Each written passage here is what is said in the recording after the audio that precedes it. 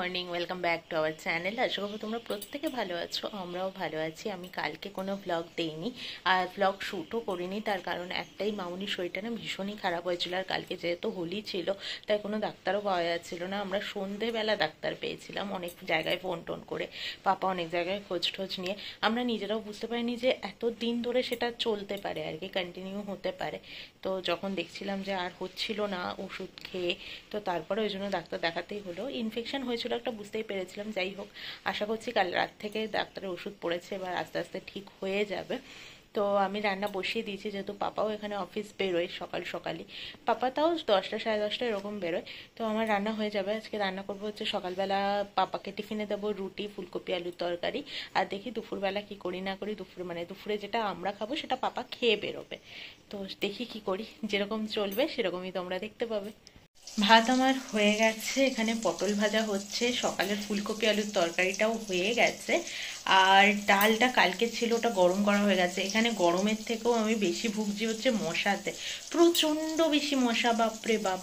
আর এখন বাজে 8টা 21, মামনিকেও ওষুধ খেতে হবে 3খানা খাবার পরে। খাবার আগে হয়ে গেছে খাওয়া, খাওয়ার পরে যেতে আছে, তাই চিড়ে সেদ্ধ করে দিলাম, সেটা মামনি এখন খাচ্ছে। আর পাপা গেল বাজারে, মাছ টাছ আনলে তারপরে আবার মাছ রান্না করবো। ভাত আমার হয়ে গেছে, এখানে পটল ভাজা হচ্ছে, সকালের ফুলকপি আলুর তরকারিটাও হয়ে গেছে। আর ডালটা কালকে ছিল, ওটা গরম করা হয়ে গেছে। এখানে গরমের থেকেও আমি বেশি ভুগছি হচ্ছে মশাতে, প্রচণ্ড বেশি মশা, বাপরে বাপ। আর এখন বাজে 8টা 21, মামনিকেও ওষুধ খেতে হবে 3খানা খাবার পরে। খাবার আগে হয়ে গেছে খাওয়া, খাওয়ার পরে যেতে আছে, তাই চিড়ে সেদ্ধ করে দিলাম, সেটা মামনি এখন খাচ্ছে। আর পাপা গেল বাজারে, মাছ টাছ আনলে তারপরে আবার মাছ রান্না করবো। আমার আর প্রমির ব্রেকফাস্ট রেডি হচ্ছে। এখানে হচ্ছে কোয়াটার পাউরুটি দিয়ে, যেই পাউরুটিটা আমরা ব্যাঙ্গালোরে পাই না, সেটা দিয়ে ডিম টোস্ট হচ্ছে। ওখানে আমারটা হচ্ছে আর এটা প্রমিরটা হয়ে গেছে। পাপা কিছুক্ষণ আগেই বেরোলো, অনেকটা লেটেই আজকে পাপা বেরোলো, মোটামুটি 11:30 এরকম নাগাদ বেরোলো। এখন বাজে 11:45।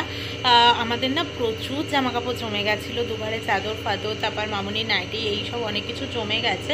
তো ওই জন্য বললাম যে ওয়াশিং মেশিনটাই চালানো হোক এবার। কি বলতো, ওয়াশিং মেশিন আমি একা এখানে চালিয়ে ফেলতে পারবো না, কারণ রান্নাঘর থেকে বা বাথরুম থেকে জলটা এনে ঢালতে হয় ডাইরেক্ট কল থেকে, কিংবা 1 মিনিট দাঁড়াও। এখনো কাচাকুচি চলছে, ওয়াশিং মেশিন চলছে। জল ঢালতে ফালতে গিয়ে না অনেকটা জল নিচে পড়েছে। তোমাদেরকে যেটা বলছিলাম, বালতি করে জল এনে ঢালতে হয়। আসলে কানেকশনটা ওইরকম ওয়াশিং মেশিনেই ওই ডাইরেক্ট পড়বে জলটা, এরকম করা নেই আর কি, তাই জন্যে। তো এটা হয়ে গেলে ছাদে মেলতে যাব, মেলে এসে তারপর ওই জায়গাটাকে মুছে স্নান করব আমি, তাহলে সমস্ত হয়ে যায়। সমস্ত কাজ হয়ে গেছে। রান্না বান্না তো তোমাদেরকে সকালেই বললাম কি হয়েছে না হয়েছে। আজকে একটু ডাউন লাগছে আমি নিজেই, তো আস্তে আস্তে ঠিক হয়ে যাবে। প্রচন্ড রোদ, পুরো এক তার জুড়ে মেলে দিয়েছি, দিয়ে এবার যাচ্ছি গিয়ে নিচে। আর এই যে এই বাড়িটা উঠতে দেখছো আগে না, ছাদের এখানটা থেকে, আমার পুরনো ব্লগও যারা দেখেছো তারাও দেখতে পাবে, এই পাশটা থেকে ভালো একটা ভিউ পাওয়া যেত, পুরো সোজা ফাঁকা এরিয়াটা।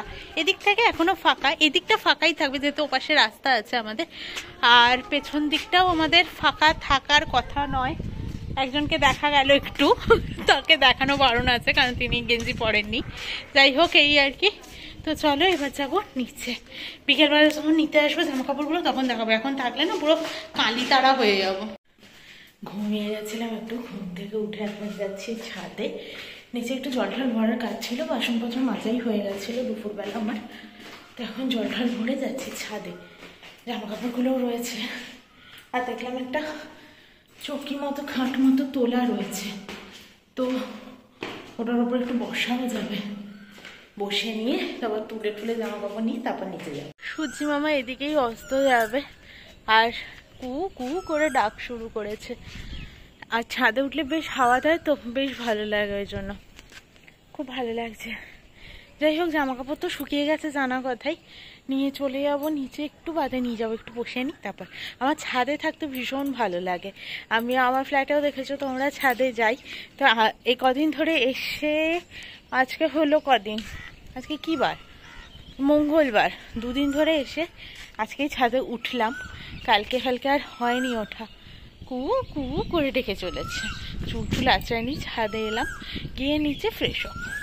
দিয়েছিলাম একটু বিরাটি, কি গরম পড়েছে কি আর বলবো, বাপরে বাপ, ভালোই গরম লাগছে। গেছিলাম একটু বিরাটি আনলাম, গাজর, আর মামনি কালকে যে ডক্টরটাকে দেখিয়েছিল ওনার সাথে একটু কথা বলতে গেছিলাম।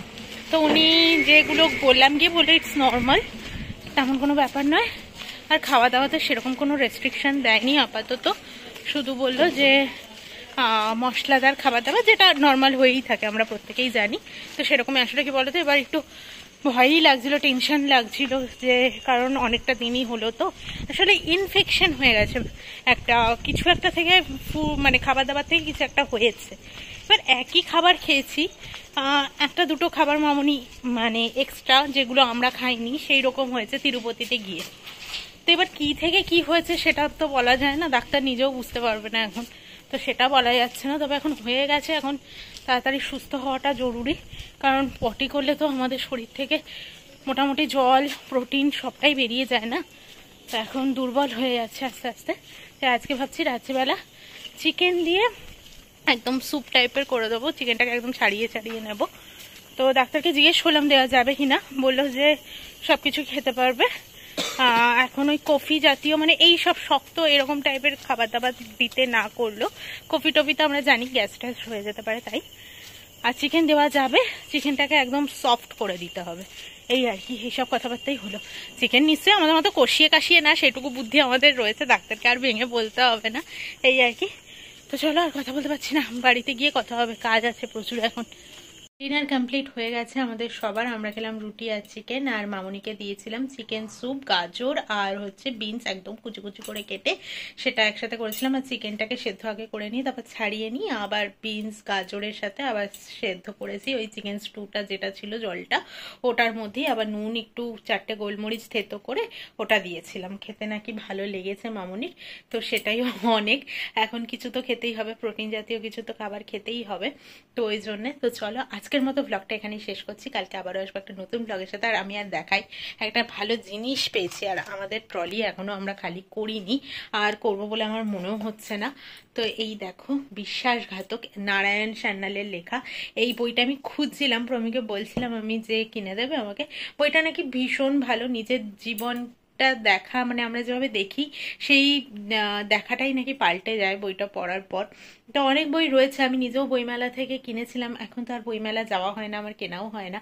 তো তোমাদেরকে এরপর দেখাবো, আমি কয়েকটা বই 3-4টে বই সম্ভবত কিনেছিলাম, তোমাদেরকে দেখাবো। তবে প্রত্যেকটাই এই ধরনের লেখার ওপরেই আমি কিনেছি, ভীষণ ভালো লেখাগুলো। তো চলো আজকের মতো টাটা, গুড নাইট।